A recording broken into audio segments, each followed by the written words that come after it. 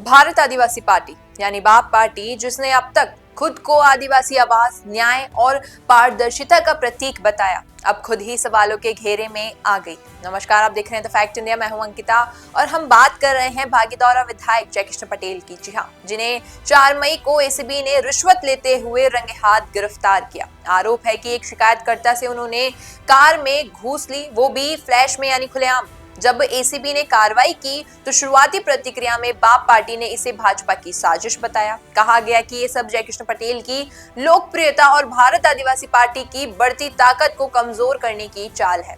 मगर अब सवाल ये है कि अगर ये सिर्फ साजिश थी तो इतने दिन बीत जाने के बाद भी जयकृष्ण पटेल जेल में क्यों हैं? राजकुमार रौत ने तुरंत बयान दिया था कि ये इतिहास में पहली बार हुआ है कि एक आदिवासी विधायक को यूं पकड़ा गया और उन्होंने जांच के लिए 5 सदस्यीय कमेटी भी गठित कर दी थी। इस कमेटी में कांतिभाई रोत, थावरचंद दरियावत जैसे वरिष्ठ लोग शामिल थे, जिन्होंने तथ्यों की पड़ताल करने का वादा किया। लेकिन अब तक इस कमेटी की रिपोर्ट सार्वजनिक नहीं हुई है, ना कोई प्रेस बयान है, ना कोई ऑफिशियल स्टैंड है। नतीजा ये है कि जनता अब पूछने लगी है कि क्या बाप पार्टी इस मामले को दबा रही है? क्या पार्टी अपनी ही सरकार की तरह जांच जारी है वाली लाइन पर चल रही है? आदिवासी समाज, खासकर युवाओं में बेचैनी है। वो पूछ रहे हैं कि अगर जयकृष्ण पटेल निर्दोष है तो कमेटी खुलकर क्यों नहीं कहती है, और अगर दोषी है तो पार्टी उन्हें बचाने की कोशिश क्यों कर रही है?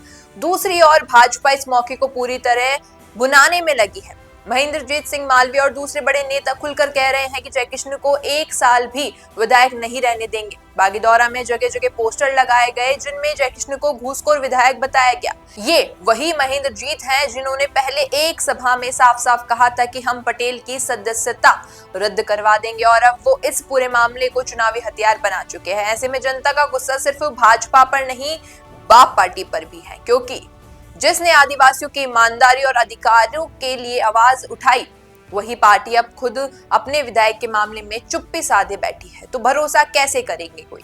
इस बीच सवाल उठने लगे हैं कि क्या बाप पार्टी अपने सिद्धांतों से भटक रही है? क्या जयकृष्ण पटेल का केस पहला ऐसा मामला बन गया है जहां पार्टी के नेता जनता को जवाब देने की बजाय राजनीतिक शिकार की दुबाई देकर बच निकलना चाहते हैं? दरअसल बाप पार्टी ने अब तक भ्रष्टाचार, कुप्रशासन और जनजातीय शोषण के खिलाफ सख्त रुख अपनाया था, लेकिन जब मामले अपने ही विधायक पर आए तो वही पार्टी प्रेस नोट और जांच कमेटी तक सीमित रह गई।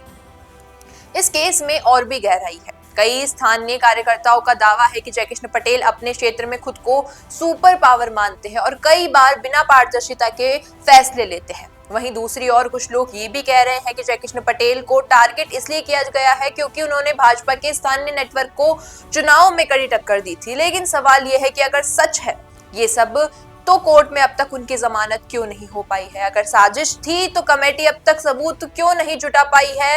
ये मामला अब सिर्फ एक विधायक की गिरफ्तारी का नहीं रहा है, ये अब भारत आदिवासी पार्टी की राजनीतिक नैतिकता की परीक्षा है। क्या पार्टी खुद को दूसरों से अलग साबित कर पाएगी? क्या बाप पार्टी अब भी जनता को जवाबदेह नेतृत्व दे सकती है, या फिर वो धीरे धीरे उन्हीं पार्टियों की कतार में खड़ी हो जाएगी जिन पर सवालों के घेरे होते हैं? ये सभी सवाल अब सिर्फ जयकृष्ण पटेल की रिहाई तक सीमित नहीं है, ये पूरे बाप संगठन की विश्वसनीयता जो है उससे जुड़े हैं। जनता देख रही है, सुन रही है और अब सवाल कर रही है कि क्या भारत आदिवासी पार्टी वाकई उस भरोसे पर खरी उतरेगी जो जनता ने उन पर दिखाया है? अब आपकी क्या राय है इस पूरे मामले पर? नीचे कमेंट सेक्शन में जरूर बताइएगा। वीडियो पसंद आया हो तो इसे लाइक करना, शेयर करना और हमारे चैनल द फैक्ट इंडिया को सब्सक्राइब करना न भूलना। धन्यवाद।